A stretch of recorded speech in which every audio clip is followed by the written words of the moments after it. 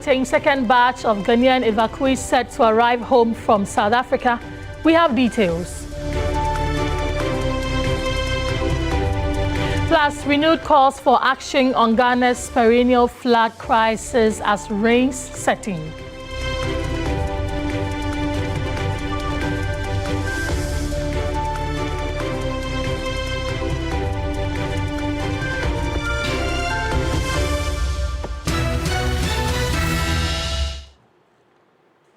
Many thanks for joining us. Let's begin the bulletin from the health sector. And a major healthcare dispute is unfolding at the Komfo-Anokye Teaching Hospital in Kumasi, where doctors have announced industrial action over what they describe as worsening pressure on the facility, concerns about patient safety, and the suspension of the hospital's chief executive officer. In a strongly worded notice, the Komfo-Anokye Doctors Association, KATH, argues that the challenges facing the hospital are systemic and require urgent policy and infrastructure interventions rather than punitive measures. In a statement released moments ago, they raised some key concerns, including: 1. They cite severe congestion and infrastructure strain at the emergency department as a major patient safety concern. The association also condemns the suspension of the hospital's chief executive officer, describing it as unjustified and counterproductive. They also argue that management's temporary halt of new emergency admissions was a necessary safety intervention and not misconduct. The doctors have declared a total withdrawal of services until key demands, including reversal of the CEO's suspension and clearer emergency management policies, are addressed. The association is also calling for urgent long-term investment into healthcare infrastructure, including operationalizing Syria and Afari hospitals and retooling facilities in the Ashanti region.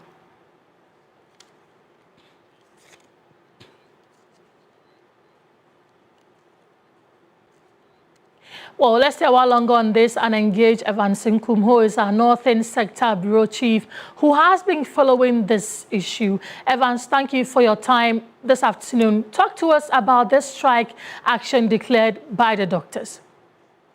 Well, Grace, you can always say that it was something that was expected, considering their earlier statements, which came just after the Ministry of Health has also issued a query letter to the Chief Executive of Komfo-Anokye Teaching Hospital. In fact, in that statement, they gave some signs that anything that will shatter the path of suspension or relieving the CEO of his post would also trigger an industrial action, even though it was not explicit.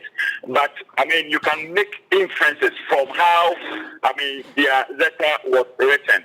So it doesn't come as a surprise to many who have been following development from the Komfo-Anokye Teaching Hospital. Last night I said that yes, they were having a crunch meeting over the matter, even though there has been some leads from the information that I was picking as far as the doctors, the group of doctors were concerned, or the leadership of the Komfo-Anokye Teaching Hospital Doctors Association was concerned.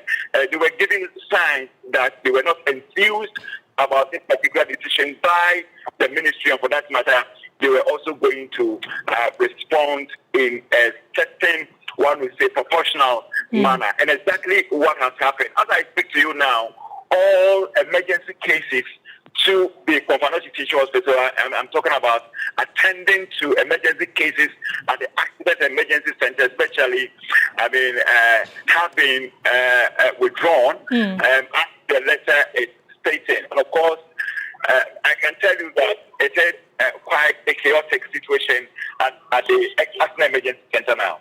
And Evans, just as you rightly said, we know the Komfo-Anokye Teaching Hospital that does not serve only the Ashanti region. People travel from far and near to access healthcare at the hospital. Apart from the chaotic scene you're seeing at the emergency center, are the other departments also affected, or this is restricted only to the doctors in that department or that area?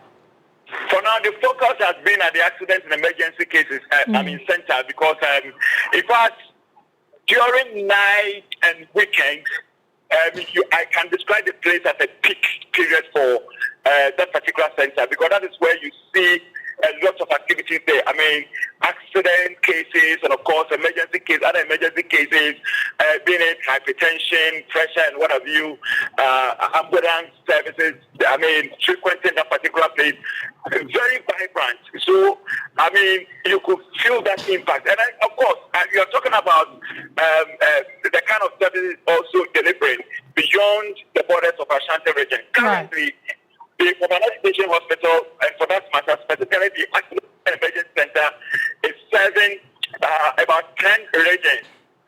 I mean, that is how serious or how dire the situation is. Evans, you know the Ashanti region and how some of these things play out. How do we see this pan out in the subsequent days? Let's say today, tomorrow, and probably by Monday. Already, the letter issued by the Pwalugu Teaching Hospital, we were made to understand that on the average, 61 cases, emergency cases are coming to the accident and emergency center. So if they are going to withdraw, or if they have withdrawn their services, then we can do that mathematics. If on the average 61 cases are coming, the number of days that they are not going to work, we can only talk about tied up. Right. Yes. Hello, Evans, I'm losing you. Well, so, I mean, I said, let me just repeat it. I said that in their last statement to the public, I'm talking about from Kofanoche, we got to know that on the average, 61 emergency cases are coming, I mean, daily to the accident and emergency center. So if they are going to withdraw their service, or if they've withdrawn their services, we don't know the number of days that they are going to stay out of work. And that means 61,000 by the number of 61 cases by the number of days that they are going to withdraw their services. It means we're going to have a pile-up and a very dire situation at the Accident Emergency Center. Great. Right, Evans, thank you for those updates. We know this is definitely an issue that's not dying out anytime soon. We'll definitely come back to you for more updates on this. William Evans Inkum, our Northern Bureau Sector Chief, updating us on that strike action declared by doctors of the Pwalugu Teaching Hospital, especially in the Accident and Emergency Department, because of, among other things, the suspension of the CEO of Pwalugu Hospital by the Health Ministry and the other agency authorities connected. We'll bring you more on this, but let's move on to another issue of interest. And the second batch of Ghanaian evacuees from South Africa is scheduled to arrive today as part of the ongoing voluntary repatriation exercise amid recent security and anti-migrant tensions. Over 300 citizens registered for this flight, which follows a previous evacuation of approximately 300 individuals. Our Foreign Affairs correspondent Martin Esiedudate joins us with more on this. Martin, talk to us. What do we know about the arrival of the evacuees today? Right, great. It's a good afternoon to you and our viewers. So information we have gathered indicate that by 4:30 this, I think that should be this evening, early part of the evening, by 4:30, the first batch should be touching down. What we had already earlier been told was that both aircrafts were going to be leaving the South African airbase at the same time. So Saturday was when both aircrafts were expected to leave.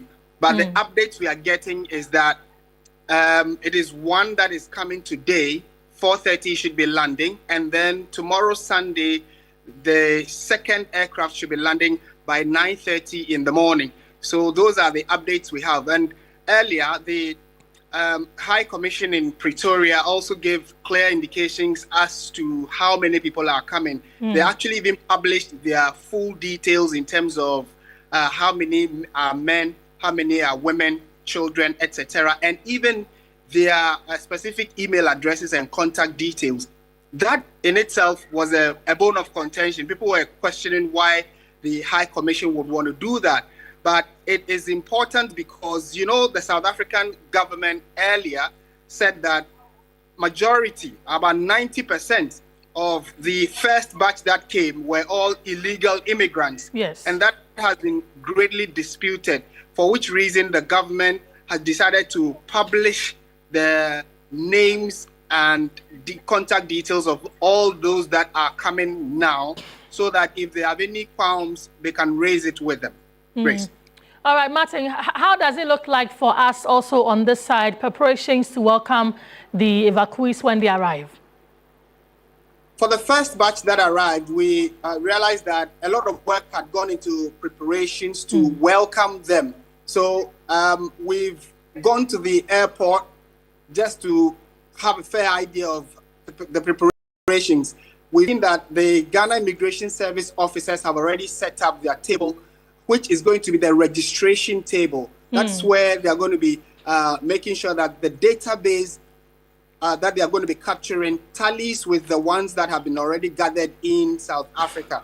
Again, because in such situations, what usually happens is that they allow women and children to leave first, and then the vulnerable, the elderly. So the first batch that came, we saw many more women than men, and then a lot more children. The second batch, we're expecting a few children, a few women, but more men, because we are trying to clear that backlog as much as possible. You would recall also that earlier it was 300 people were told had registered to come. The number increased to about 800. Now we are told they are in excess of 1,500.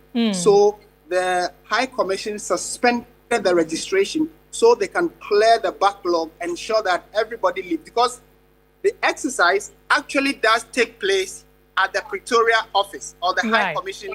Yes, so, and the place is not too big. So when they come, they get so congested. And I'm talking about people who have traveled from far and wide in South Africa, all to congregate there. So they want to make sure that there is enough space so that when the next batch does come, they will have a place to stay at least a day before they move to the airport to fly out. Okay. Martin, thank you for those updates. We'll see you at 4:30 when they arrive, and then you give us all the other information that we need to know. Martin, I said that my colleague and also our foreign affairs correspondent. This is Weekend Central on TV3. Let's do some more stories. Ryan, a coalition of human rights organizations, has condemned discussions at the recent African Interparliamentary Conference in Accra, arguing that a proposed charter threatens existing human rights protections under the guise of promoting African family values and sovereignty. Here are key highlights of the coalition statement capturing exactly what their concerns are. Well, the coalition says Robert Akoto-Amoafo, who is a spokesperson for Ryan, is joining us on Zoom now for a conversation. Then we'll tell you about the key highlights of what they've been discussing. Robert, thank you for your time. If you can hear me, talk to us what your concerns are about this charter that the African countries are trying to sign at the just ended Parliamentary Affairs Committee meeting. Much and good afternoon to your viewers. First of all, we are against the charter because it defines family to a very limited extent that does not support our current experience as Africans. The charter seeks to define family as a man and a woman with children, and then it later talks about other people joining in the family. But if you read the document further, it still limits its identity of family to a man and a woman with children. And for us, as far as we have experienced our families in Africa, they are diverse. We have families that have a grandmother and a grandchild. We have a family that have two orphans and they are living together without parents, and we can define them as family. Even for the fact that on our walk, I approached a woman who was doing space to space or doing mobile money, and she was asking me, what is this? And I explained to her, and she said, yes, of course. Even somebody comes here to do mobile money and the person starts discussing personal things with me, and the person comes here frequently, I see the person as my family. So that is the kind of conversations that we are having, that this charter does not reflect a true family identity. The charter also seeks to further limit sexual and reproductive health rights of women, because it takes away a lot of it requires states to take away the number of rights that women have when it comes to autonomy over their bodies. And those are the things that we think that we should not, could know, or even entertain as a continent. Robert, you see, the conference organizers framed the discussions around African family values and state sovereignty. Why do you believe those concepts are being misused in this context? Of course, like I've told a number of media houses, this is just a narrative conversation. Narrative in the sense that they want to use language contrast. They want to use their own ways to push their agenda, so that we believe that what they are doing is good for us. If you don't pay particular attention, and these are politicians who are part of this conversation. Remember that politicians always use ways to get what they want. They would say things that will make us believe it is in our interest, only for us to look further and realize that there are things that need to be looked at carefully. I indulge everybody who is interested in the human rights and protection of people to have a copy of the charter and read for yourself and see that these things that are in do not reflect who we are. So even though they use family values, I mean, and for that matter, family values in our continent is diverse. You know, what an Ewe family, though we are together as a people and we are all one, what I understand is sometimes certain values that I will see in certain Ewe families will not be in my family as an Akan. It will not be different from a Ga family and what they believe and their traditions. So codifying and putting together our values in one charter does not seem to be the right way to go for us. You made a statement in your submission that the charter also doesn't put right the autonomy of women's rights and reproductive health care access. Can you explain how you believe those rights would be affected? A lot of the gains that we have today as a continent, as a country, Ghana, have come from the conversations around ensuring that women have autonomy over their bodies. The other key thing is around the international instruments that our states have gone to ratify, that enables them to put in place certain programs and have access to certain funding that goes to the health care of women in our country. Maternal mortality is a serious thing in our continent. Women performing abortion that is illegal in their homes because there's no access to correct, proper abortion in some of these health facilities is a serious thing. Right. And so when we see that our countries are signed up to international instruments that will push them to do the right thing, and this charter is asking them to draw themselves out of them, that is not something that we signed up for. We believe that we should not say, you know, most of the times these people talk about our African culture and African values and talk about how our old ancestors used to do things. Yes, Robert, that brings me to my final question. The supporters of the charter say it is an attempt to protect African cultural identity from external influence. You don't think so? No, I don't think so. What influence? Our states have had independence and sovereignty for so many years. What sovereignty do we need again to ensure that our people are okay? The sovereignty we are seeking from our states, our parliamentarians, our president, and anybody in place to ensure that we are well in government is to ensure that we have right amenities, water. Look at the floods that's hitting Accra. Why are parliamentarians not up in arms? Are the minority people pushing the current government to make sure that our gutters are distilled, that we put in place measures to ensure that our country is safe from flood? It was just raining a few minutes ago, and I was so scared about what will happen because my road that I use to work is always flooded because there's a big gutter, a gutter over there that always fills up and blocks the road. Those are the things we are expecting them to address. Okay. If every Ghanaian is calling on them to do the right thing and pay attention to the right issues, they will not waste our time. Parliament, the Parliament shutting down for 3 days for this conference to be held is not good for our economy and is not good for us taxpayers. Okay. Robert, thank you for talking to us. Robert Akotamwafo is spokesperson for Round. Let's move away from that, and former Second MP Andrew Ejapa Mercer says recent public disagreement among government officials point to growing disunity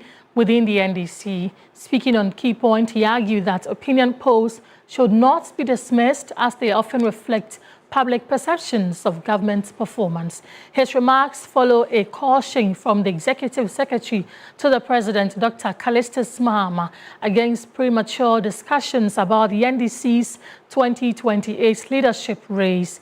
Mercer believes the caution indicates concerns within the presidency about the conduct and ambitions of some government appointees. I'm really surprised that my brother, the firm Paul this morning, who strenuously is seeking to delink the polling from what is actually happening on the ground.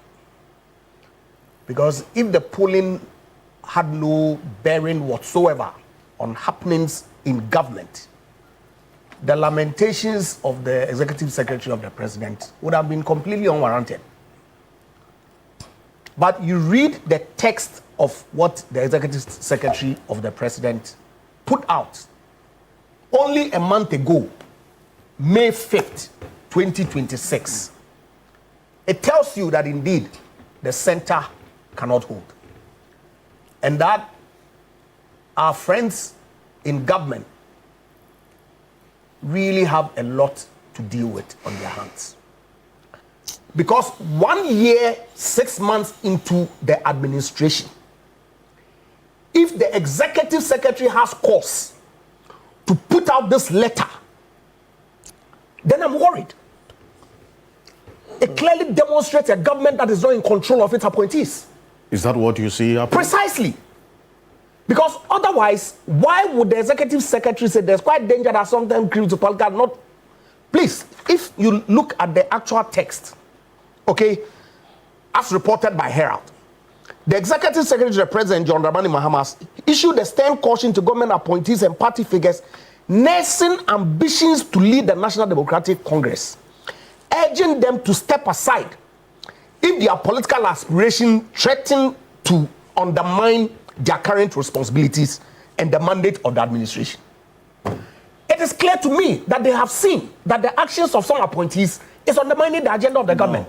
That if the Executive Secretary, having observed the actions of the appointees of the President to be undermining the mandate of the government, can only lament by writing letters and putting out in the Daily Graphic and not acting, then I'm worried. Because I would have expected that the President, if he was in control, would crack the whip and bring his appointees in line. But it seems to me that everybody is on the frolic of his own. To the extent that we saw the kinds of exchange that we saw yesterday in the media. I was completely scandalized that you have two ministries, two important ministries, bantering on social media, and you say that the President is what? Is in control? Look, it's the Ghanaian taxpayer that is suffering from the inaction of the government.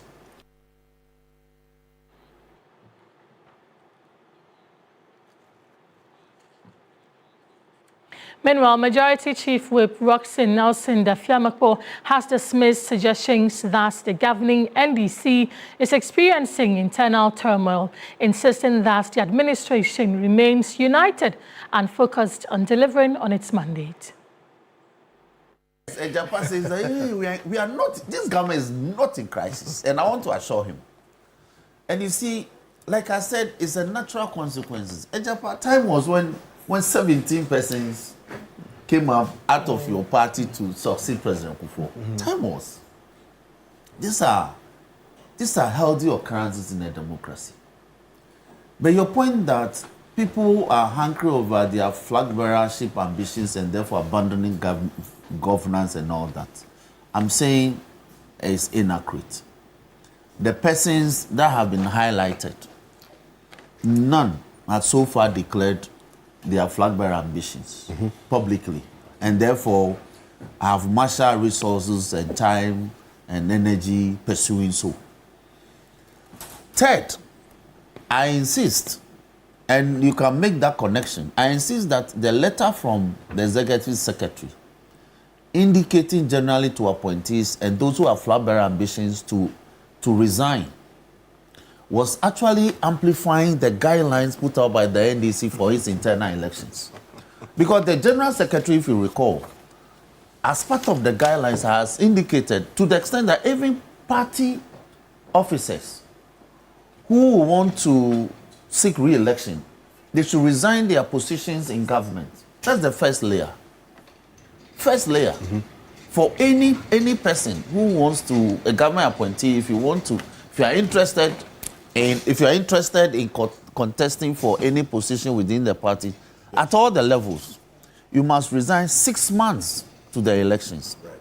Now, if the executive secretary amplifies this in a letter to appointees and specifically maybe highlighting on flag bearership, I think it's in order.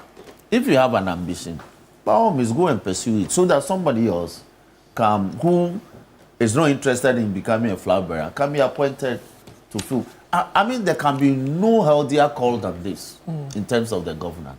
But he want to mischievously twist this and say that government is in crisis. This government is very healthy. We are focused. We are delivering on our mandate. We just delivered a major legislation reforming legal education. And I think that's my senior at the bar. I should be happy about that. We just delivered the other legislations. So my senior and brother Ejapa, calm down. Well, let's do some flood-related stories now. And former MP for Sekendi, Andrew Ejapa Mesa, has called out the NDC administration for failing to demonstrate enough commitment to tackling the flood situation in Ghana. He further wondered why the government was spending millions on 24-hour markets instead of fixing Accra's drainage systems. Construct water retention and detention reservoirs in flood-prone communities to reduce the perennial flooding and for irrigation and other purposes. They also indicated we're going to construct and improve drainage systems in Accra, Kumasi, Takoradi, Koforidua, and other flood-prone cities and town areas. They also said they were going to construct water storage facilities, reservoirs to store rain and pipe-borne water. They also indicated the building of storm drain systems in critical urban areas to deal with the flooding situation that has become perennial. Indeed, on 13th March 2025, the president proceeded to set up a task force that he commissioned to find an engineering solution to the flooding situation in Ghana, which, in his view, when he was in opposition, was the failure on the part of government to provide solutions to this matter. So I was really surprised to hear the president in 2026 now shifting the blame from government failure to indiscipline and chiefs or landowners who have sold land to individuals to build in waterways and all that. Now I was wondering, when did the president get to know that?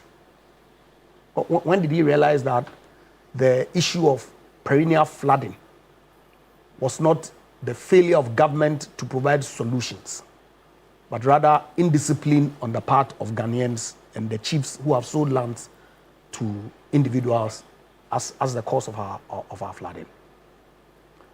You see, this lack of candor in dealing with issues of concern to Ghanaians is worrying. And one would ask, how is it that 18 months down the line, the president hasn't demonstrated clearly the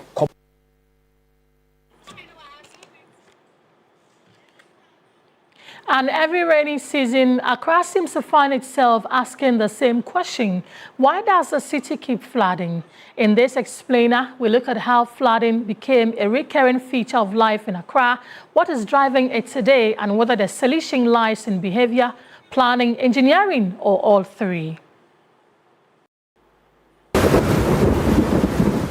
When the rains come, Accra does not just get flooded, it gets exposed. The odor rises, drains overflow, roads disappear, markets are submerged, vehicles stall, and families are forced to fight for what little they can save. But this is not new. From the major floods recorded as far back as the 1950s through to the 1980s, the early 2000s, and the painful memories of the June 3 disaster, Accra's flood story has been told over again and again. Today, in June 2026, the capital is still battling the same old enemy. So, who is to blame? Is it the indiscipline of citizens or the failure of government enforcement? The flooding in Accra is not an engineering problem. It's a problem of a discipline. But the evidence tells a bigger story. Accra's rainfall is becoming more intense, but the city has also made itself weaker. Wetlands have been filled, open lands have been paved, waterways have been blocked, and buildings have found their way into places where water naturally wants to pass. In the Odo catchment, build-up areas have grown sharply, while woodland has reduced drastically. That means more rainwater now runs faster into drains that are already struggling. The drains themselves are part of the problem. Many are choked with plastic waste, silt, construction debris, and household refuse. But a choked drain is only the final scene. The real failure begins when waste is not collected, when permits are issued in flood-prone areas, when roads are built without proper drainage, and when authorities fail to enforce the rules. What is even more alarming is that flooding is no longer limited to the old hotspots: Circle, Kaneshi, Odona, Nima, Aveno, Adabraka. Today, new areas are also feeling the pressure. Adenta, East Legon Hills, Ashaliboche, Oyarefa, Sakumono, Spintex, and parts of the Kaswa corridor. This is the new phase of Accra's flood crisis, a growing city expanding faster than it is planning. The cost is heavy, lives are lost, homes are destroyed, businesses are disrupted. Meanwhile, Ghana has several institutions with roles in flood management: NADMO, the district assemblies, the Ghana Meteorological Agency, the EPA, the Ghana Hydrological Authority, the Lands Commission, road agencies, waste contractors, and others. But when the floods come, the question remains: who is really accountable? As climate change intensifies and rainfall becomes more unpredictable, Ghana must move beyond the blame game. Yes, citizens must stop dumping refuse into drains, but governments must also enforce planning laws, protect waterways, collect waste consistently, fix drainage systems, and stop approving developments that block the natural movement of water. Otherwise, the story will not change. The rain will come again. The drains will overflow again. The roads will disappear again. And Accra will once more be reminded that water never forgets the path we blocked. Safa Boyni, TV3 News, Accra. And the call to action is now: we must all play our part to reduce flooding or stop flooding in the country. This is Weekend Central on TV3. We have more after this break. Don't go away.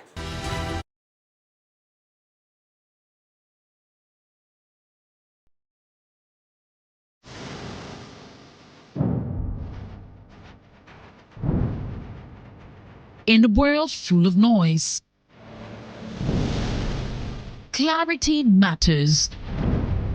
Stories shape us, ideas challenge us. An honest dialogue moves us forward. This is a space for depth, where voices are heard and perspectives matter. Conversations with Dr. Abnanya Kwasmini, coming soon on TV3. TV3, first in news.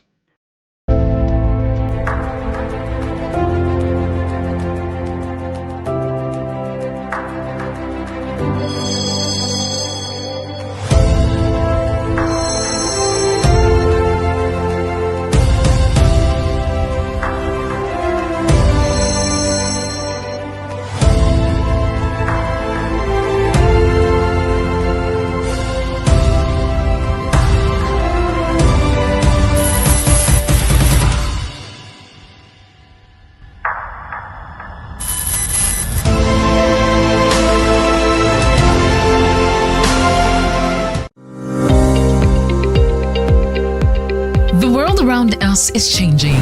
Not slowly, not quietly. In the north, the rains that once arrived on time don't come anymore. In the middle belt, rivers and forests disappearing overnight. Along the coast, the sea is swallowing land that families have called home for generations. Rising temperatures, failed harvests, homes lost to tides. This is not a warning about tomorrow. This is the world right now. TV3 and the German Embassy in Ghana. The conversation on climate security implications in Ghana. The Climate Talks 2026. 5 cities, 5 conversations, 1 urgent call to action. Tamale, Bolgatanga, Kumasi, KATH, Accra. Starting this June 2026. The climate talks are coming, and this time, the people most affected by Ghana's climate security crisis will be at the center of it all. Because the time for Ghana to act is now.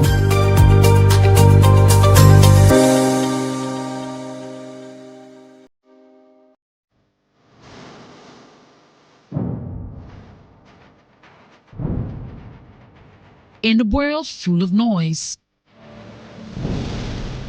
clarity matters. Stories shape us, ideas challenge us.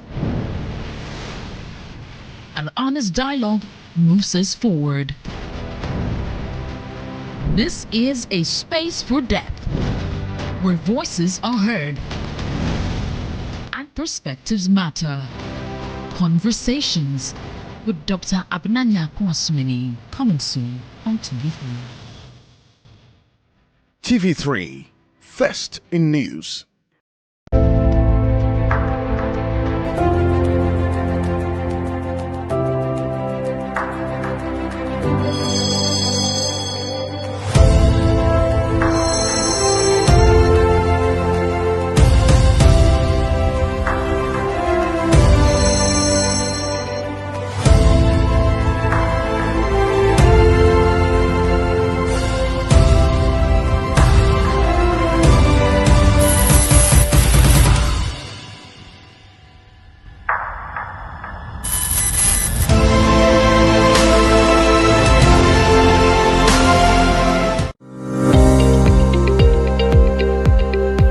Around us is changing, not slowly, not quietly.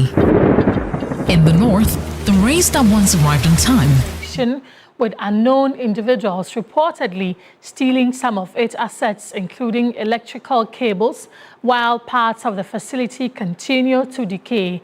Talensi District Chief Executive Milim Nabomwa says efforts are underway to revive the factory, revealing that 500 acres of land have been earmarked for tomato cultivation as an initial step. He adds that an investor has been identified and is prepared to partner with the Assembly and the Regional Coordinating Council to restore operations. The closure of the factory has contributed to a sharp decline in tomato production in the region due to the lack of a ready market for farmers, while also worsening unemployment. Let's hear from the MCE now. Yes, thank you very much.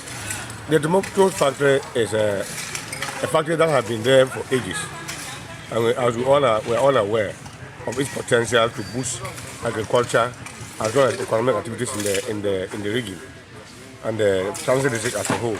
I mean, in the region as a whole and Transit District in particular. What currently is happening is that it has been left unattended to, and so that necessitated my visit. This time around, we are looking up for to revamping it, and I've already contacted an organization called FarmMate, managed by one Mr. Seno, and by the end of this month, Seno will be here for a 2-day tour on that same factory and to organize farmers so that before we can revamp the factory, we need to get the resources. And then of materials that can feed into the factory. And so farm-made CO is coming this time around by my invitation for us to be able to organize farmers. And we are looking at cultivating about 500 acres of land on tomatoes. If that one is assured, and then the support from farm-made and from the assembly to provide or help the farmers to farm, when the raw materials are guaranteed, then the revamping of the factory is just a one-day matter. Yeah, so Minister of Agri and then the Agricultural Initiative Presidential Aid in the presidency, all these people are involved, especially spearheaded by the farm-made I'm talking about. Upper East Regional Correspondent Tanko Rabiu Mohammed joins us with more on this. Tanko, do we know when last the factory was in operation and what does it look like currently? Yes, thank you very much. Like the DC rightly mentioned, the factory has been non-operational for 20 years now as a result of breaking down equipment, logistical hurdles, and then lack of reliable supply of raw material by local outgoers. Yes, so the last time it was in operational was in between 2007 to 2008 when Alan Chamantin was the Trade and Industry Minister when he visited. And then since then, it operated for like a year or so. Then it went dead again. And then 2014, when Haruna Idris, now the Education Minister, when he was the Trade Minister, visited the factory assured of its operational. And since then, we have not heard anything. Though a lot of government officials have been visiting, including investors, to the place here. Yes, Tanko, it's obvious it's been a while since the factory operated. We understand that the Talent CDC and other officials from the Agri Department have visited the factory. What is new on this development? Yes, the DC indicated yesterday that the reason for his visit was to assess the place because Farm Gates, an investor is coming to take over the place. But before they can do that, they need to have a very close look of the equipment and then how the place has been abandoned for long, because it needs to be rehabilitated before anything can happen. And then the main issue is to meet the farmers who are the outgoers, who are the farmers producing the tomato, because that raw materials, the factory cannot be operational. And that is one of the issues that's resulted in the close down of the factory. Okay, thank you for the updates. Rabiu Tanko Mohammed, our Upper East Regional Correspondent. Let's just stay up north because traditional authorities in the Kpembe traditional area of the East Gonja municipality have urged residents, especially farmers, to ensure that any activities of commercial firewood harvesting and charcoal burning that may cause deforestation in the area should be treated with extreme resistance. They are also calling on the residents to embrace the Tree for Life initiative by planting environmental friendly trees to protect the environment. Speaking at the back of a tree planting exercise in Salaga, the paramount chief of the Kpembe traditional area, Kpembe Rura, Bagbane Ndefiso, charged the Forestry Commission to open up more nurseries and make available seedlings for farmers to plant. Christopher Mako is my colleague at Salaga. He's joining us for more. Christopher, what else have the chiefs been saying?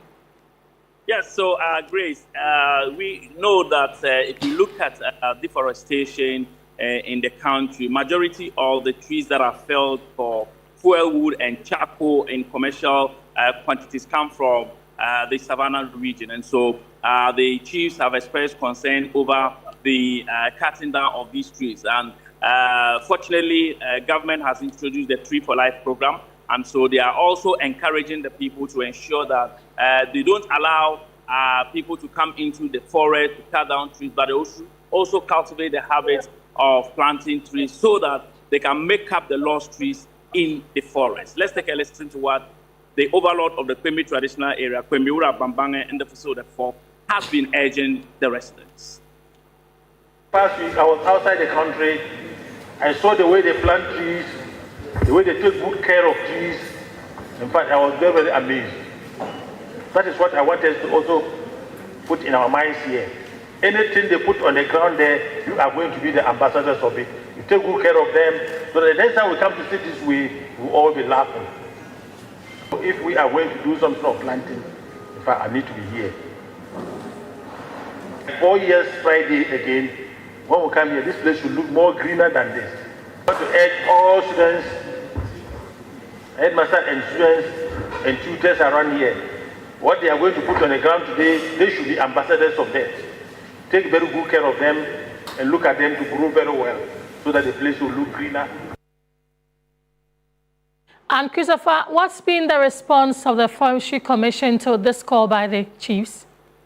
Yes, the Forestry Commission believes that once the traditional authorities have shown interest in this regard, they are also ready to partner with the traditional authorities and the residents to ensure that they get these trees planted. And so they are going to open up more nurseries, because one of the appeals from the chief is that they should open up more nurseries in communities that are highly populated so that people can go in and pick these seedlings to go and plant. And this, the Forestry Commission has bought into the idea. Let's take a listen to the district manager of the Forestry Commission here in the East Gonja municipality. Because of an increase in deforestation, particularly charcoal and then firewood. Me as a district manager being brought here, what I intend to do upon the assistance of my superiors, that we are going to cultivate some seedlings that are fast growing, like cassia, melina. They are very fast growing, so that the community will fall on it for their charcoal and their firewood, for the prevention of destruction of the natural stand. So we are going to give them seedlings free for them to have their own plantation, so that after 2-3 years they can harvest it on their own, so that the natural stand, that is the share and other things that they are destroying it, will stop. We have some major communities that I'm going to make sure we establish nurseries there. When nurseries are raised, we'll get seedlings for each community to have their own plantation, and for the firewood, the cassia that I'm talking about, for them to fall on it. We will not just on a central nursery in Salaga here. The major communities, we are going to do a nursery. So that was the Salaga Forestry Commission Chief. Earlier, my colleague Christopher Maku also spoke to about still about the Tree for Life initiative. The Western North region has launched a 2026 Tree for Life initiative as part of efforts to restore degraded forest lands and increase the region's forest cover. Authorities are calling on residents, schools, and institutions to actively participate in the exercise to help achieve the region's target of planting 1.8 million trees. Held in Seshiri-Oso Regional Coordinating Council brought together officials from the Forestry Commission, traditional authorities, students, and other stakeholders. The initiative forms part of the nationwide National Tree Planting Day celebration under the theme Forest and Economies. Western North Regional Minister Wilbert Petitbrentum joined Forestry Commission officials to plant the first seedlings to officially launch the exercise. According to the minister, government is targeting 30 million trees nationwide this year, with the Western North region expected to contribute 1.8 million seedlings. He noted that protecting the environment remains critical to sustaining livelihoods, preserving biodiversity, and supporting economic growth. We are here today with all the forestry staff and talking to all the stakeholders that this day is not just the end of it, it's the beginning. We are just commemorating it, but it will be, upscaled to all the region, the districts in the region.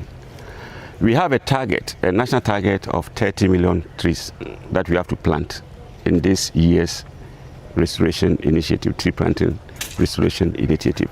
And every region has a target of 1.8 million, which means that Western North region also have that target. So at this juncture, I'm calling on all stakeholders to get involved so that Western North region, we can meet our target and even exceed our target. You know, trees are very important for our livelihood. One, it helps in our economy. At the same time, it restores our biodiversity, make sure that we enhance our biodiversity and also improves our ecosystem. So we want to still reiterate and let the people of Western North region that today marks just the beginning, but everybody should get involved so that our region, as you all know, will continue to be green. The Forestry Commission says adequate seedlings have been distributed across the region to ensure schools, communities, and institutions fully participate in the exercise. The regional forestry manager, Intiamwa Bennett, is encouraging the public, especially school children, to take ownership of the initiative. I remember when we were all kids, there were this program they were running in various schools. That is what motivated me to be a forester. We pick up seedlings, plant them, and nurture them, and your teacher will come and check that everything is well. So ideally, we expect that as kids, you learn things that stay with you forever. So if you're a kid, whatever happens in the house, that is what mostly you are shaped with. So at this point in time, we are calling all school children to go to the various district forest offices or designated points, pick up these seedlings, nurture them, and then take them as a habit so that as they grow, they can appreciate nature. Residents and business owners in the Northeast region will no longer face the constant threat of business closures and service disruptions following the successful commissioning of its strategic 6.2-kilometer power line. By reconnecting the region to the Bolgatanga substation, the government has effectively bypassed the volatile Garu substation, eliminating the erratic outages that previously crippled local businesses. This intervention now guarantees a consistent power supply to thousands of households, hospitals, and educational institutions, providing the industrial stability required for the region's economic recovery. Regional Minister Ibrahim Tia officially commissioned the new 6.2-kilometer transmission link to the Bolgatanga Waliwale substation, a decisive move to resolve the energy deficits that have long hindered the region's development.